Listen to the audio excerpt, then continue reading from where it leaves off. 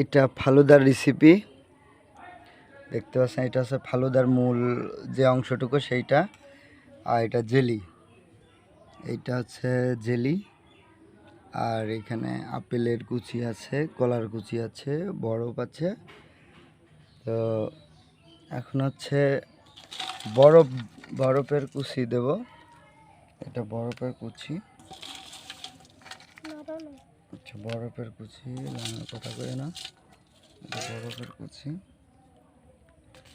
আর জেলিটা আসলে একটু গাঢ় দরকার ছিল, কিন্তু এটা আসলে একটু তরল হয়ে রয়েছে, বিধায় হচ্ছে জেলিটা এভাবে দেওয়া লাগতেছে। কিচ্ছু করার নাই, জমে সময় পাই নাই। আর এটা একটু ছাড়াই দাও, ছাড়াই দাও। হ্যাঁ, এটা হচ্ছে জেলি। আর এইবার হচ্ছে এই আপেলের কুচিটা দাও।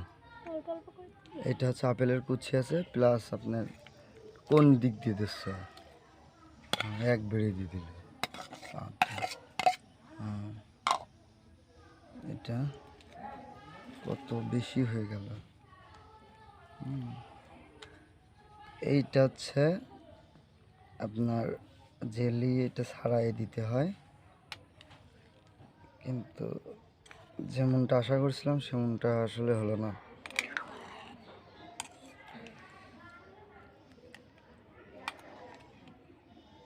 এটা আসলে নিজেদের বাড়ির তৈরি ফালুদা, দেখতে পাচ্ছেন। এটা নিজেদের বাড়ির তৈরি ফালুদা।